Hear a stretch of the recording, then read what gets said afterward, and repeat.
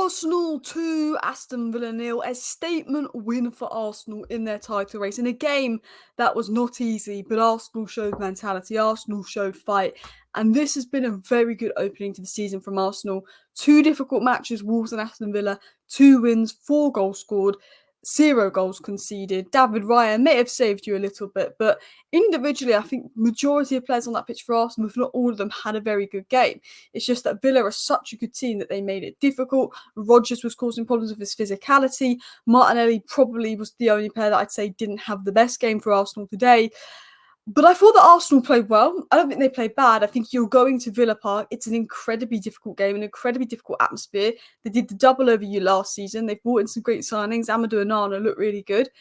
And it's going to be difficult for Arsenal. And it's a bit of a mentality thing to go away from home and win that game. And if you want to win the league, you need to win those games. And that's what Arsenal did. They won. Yes, Aston Villa, Watkins could have scored. Aston Villa could have gone 1-0 up. And maybe it would have been a different game. But the difference between Arsenal and Villa was Saka maybe should have scored earlier on. It was a really good save. Odegaard could have maybe made it 3-0 at the end. But ultimately, it was one of those games where it was 2 really good teams and Arsenal were doing well. And Arsenal were playing well in that first half, but they just wasn't quite coming off for them in the final third. That wasn't quite clicking. Do you know what I mean? And then obviously Trossard comes on and it clicks and Arsenal make it 1-0. Arsenal make it 2-0. Arsenal could have made it 3-0. And I tell you what, Aston Villa is going to be one of the most difficult games Arsenal play this season away from home, and Arsenal won it. And that's a statement for Arsenal because Manchester City have smashed Ipswich today. It's difficult for Arsenal if they want to win the title because City are just that good. They are just that good. But you go to Villa Park, a good side with good transfers that are causing you issues. Yes, David Raya has to make a few good saves here and there. But you found a way to win. It showed that title-winning mentality. It showed the difference between you and Villa is you've got those players, Trossard, that can come off the bench and win you a game. It's a little bit like Jota of Liverpool. When you're not finishing your chances or you're playing quite well but something is missing, Martinelli isn't quite in the game, and you're just lacking that cutting edge in the final third, bosh. Trossard is the guy that comes off. He is the outlet, and, that was a huge, huge goal. It's also involved in that Odegaard chance he had that maybe he should have put away. But I thought this was a real statement from Arsenal to beat Villa, to beat them 2-0, to show the fight, to show the mentality, the grind, to work. And I thought individually Arsenal played really well. I think David Raya deservedly got man of the match. That save he made, that's got to be top 10 saves that I've seen in my lifetime. Generally, I don't know how he done that. I don't know how Villa didn't make it 1-0, but he was phenomenal. And sometimes you can say Arsenal got lucky, but David Raya made a fantastic save. But if you want to win the Premier League, if you want to win the Championship, sometimes you need those games where your goalie pulls off that wonder save and you make a sub, you go up the other end, you score, you make it 2-0, you see out the game. That's how you're going to win the league. You're not going to storm Everton's 5-0 every week. You're going to have Village. You're going to have difficult games. And the game changer for Arsenal, in my opinion, was Trossard, sorry. He is so clinical. He reminds me of Diogo Jota of Liverpool. Liverpool, Diaz misses chances, Nunes misses chances, even Salah misses chances here. But Diogo Jota is the kind of guy that is clutch. He comes off the bench, you give him a chance, he scores. In terms of finishing ability, you don't get much better than Trossard. He came off the bench, his first touch was a goal, and then he was influencing the game. I'm a Man United fan, so I'm giving you my perspective as a neutral here. I like Martinelli, and I believe Martinelli is a good player because I watched Martinelli in that 22-23 season where he was one of Arsenal's top 3 players. He was fantastic. And I understand that the dynamic isn't the best now that Xhaka's left for Martinelli. He needs overlaps, he needs certain players. He's not being used in his best role. But with Trossard, you can play him in so many different roles and he can still get you goals. And I think Arteta has to drop Martinelli for Trossard next game. I think when Arsenal's squad is finished and the dynamics are there and Martinelli hits form, he hits confidence, and Martinelli's put in his optimal best role, I think you'll see a really good Martinelli. But if you want to win the league title, you've got to have players that are going to perform even if the system doesn't quite suit them at times. Like Saka, he performed under Emery, he performed under Arteta. When Arteta had to adapt the system, when Arsenal were bad and they were more defensive, he performed. He got good numbers. Now Arsenal have a more progressive system, more attacking system, he's performed. And that shows an elite level player. Leonardo Trossard is a guy that in any game state, in any situation, could come on and make an impact. He's a brilliant player. His finishing ability is top. He's a moments player, and if you want to win the title, you need those guys that can come off the bench, change the game at moments players. I do think Arsenal need to make one more signing, and that is a winger. I think next year they could go all out for Isak at striker. I think they need a winger. Whether they go for a Rafael Leao, a Kvaratskhelia, a Marcus Rashford. I don't think they're going to get Nico Williams. I don't think they'll go for Sterling. Who knows? But they need someone. I think, because while I think Martinelli is brilliant, and I do think there's a really good player, Martinelli, if you want to challenge City with them, Haaland 5-1ing Ipswich or something like that, if you want to challenge Manchester City, you need Martinelli to be on it now. And I don't know if Arsenal can trust that. Trossard is great off the bench. He should probably deserve to start for Arsenal, but I think he's so good as a game changer. Trossard has as many non-penalty goals as Cole Palmer since the beginning of 22-23. I think he ranks joint first for goals off the bench. Considering the minutes he has and the goals he gets, he's a game changer, particularly in those inside areas. He's not like a touchline winger, but in those inside areas, he's good. And one thing about Trossard is he's so technically good. He's so able to have the ball in tight spaces, press resistant, so technically good to dribble between players, play those line-breaking passes. And when he plays with the likes of Gabriel Jesus, they link up really well. He can play those quick 1-2s, those quick movements. He's so technically good as well. And I think the technical levels of Arsenal with Trossard and Timber on that left-hand side is crazy. I saw this tweet. Whenever Arsenal need Trossard, he's there, he's scoring. It seems whenever Arsenal are stuck, Trossard just immediately appears to kill the game. Amazing finishing ability.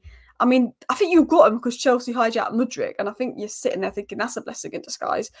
Anyway, I want to talk about Jurrien Timber. Now, I thought Jurrien Timber had a very good game. So calm and composed on the ball. I spoke about Jurrien Timber the other day.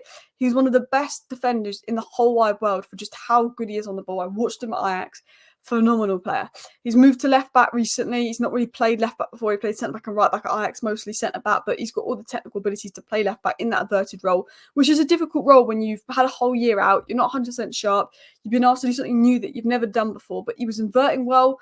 I thought his ability on the ball and IQ was good. There was times he won back the ball and he just kept it well. He's very press resistant. He put in a shift. There's still room for improvement, and that is natural. He's not played for nearly a year, really. He's playing in a position that he's got to learn. He's got to learn when to invert, when to overlap, and all of that as well. But I thought it was a good game for him. I think it's a difficult game for him, but I thought he was absolutely solid. And I thought one thing he did was Thomas Partey's declining physically. So I think his ground coverage and inverting was really making it easier for Partey. Otherwise, I think Partey could have struggled in that game against the likes of an Amadou Onana. I thought that Timber looked good. I think he deserves to keep his place. Obviously, Calafiori is going to push him. It's going to be a battle between Calafiori and Timber for that place. So it's not going to be easy for Calafiori because Jurrien Timber is very good. And I think he can improve. People do talk about could Timber play in midfield? Potentially, I think he would need a full season in the Premier League and to see him in midfield before you could make that assumption. He's definitely got the attributes to potentially be a midfielder, but I think he's best at right back. Maybe right centre back if he has a really physical left centre back next to him. But I thought he did a good job today, especially considering how long he's been out. But William Saliba, he's a monster. That last man tackle was monstrous today. 100% accurate long balls, 99% pass accuracy, 4 clearances, 2 recoveries. You're playing Rodgers, you're playing Ollie Watkins. This is a very difficult team. They're very physical, Villa. And Saliba, man, I mean, this was insane.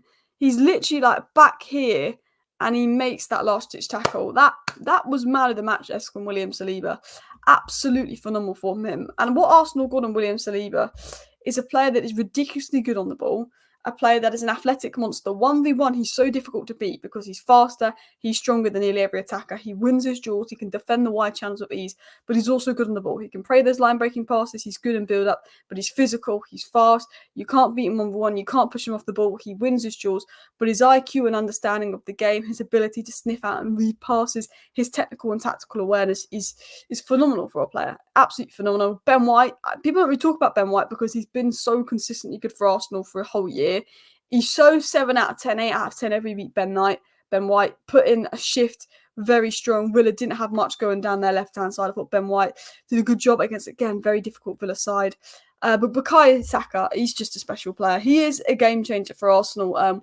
One of the youngest players to hit 100 wins after Wayne Rooney and Cesc Fabregas at age 22 and 354 days. I mean, what a young player, hey? What a young player Bukayo Saka is. I mean, 100 wins. I mean, he's getting numbers every season, left back, right wing. He knows what to do. And he got 100 wins and he wasn't even there when Arsenal were at their best. And he was playing for Arsenal when they were losing a lot as well. It could have been even quicker had he joined Arsenal when their rebuild was completed. But you look at Saka, he was involved in all 4 of Arsenal's goals this season. Assist, goal, cut back for the Trossard goal. Didn't obviously get the assist. Then the assist today. You look at Premier League goals and assists before 2023, 85 for Saka, 54 for Foden. He's got output, but Saka's not one of those where it's just output. Saka is a good dribbler. Saka makes things happen. Saka improves Arsenal. He takes on his man 1v1. He's fearless. He creates things. He makes things happen. And he also got the output. You've got I'm very jealous that Saka plays for Arsenal. You've got a phenomenal player. Today, 1 assist, 2 chances created, which was the most, 4 fouls won, which was the most, 7 duels won, 100% pass accuracy, 100% shot accuracy. He was creating, he can make things happen. The thing about Saka is he's such an intelligent player because he can dribble, he can get past his player 1v1 through carrying, but he also can do those quick 1-2s and link up with players and pass and come inside and break down low blocks, and also has a good lethal shot on him every now and then to finish it off for Arsenal. I do think Martinelli was poor, as I covered earlier. I think he has his limitations. In the title race, you need him to be consistent. So I can really see why Arsenal may go and sign a winger. I mean, that's the question mark. There's no doubt in my mind there's a good player, Martinelli. I watched him in the 22-23 season. But if you're in a title race, you need Martinelli to go. And Marino will help, for sure. Getting that left-hand side down it will help, for sure. But in a title race, you can't afford to, this player has to be in this environment to succeed. I think, that's the big question mark. I do think he's good. Overall, I do think Arsenal lacked cutting edge in the final third. I thought they were good in the first half. I thought individually they were good in the first half, but I think Trossard needed to come on and change the game, which he did. Timber, Trossard, Odegaard, really technical players. Trossard was so good in the half space, and they were just some of my general notes. But Arsenal fans, let me know your thoughts down below. This is my sort of what we learned from the Arsenal game. Thank you for watching. Bye.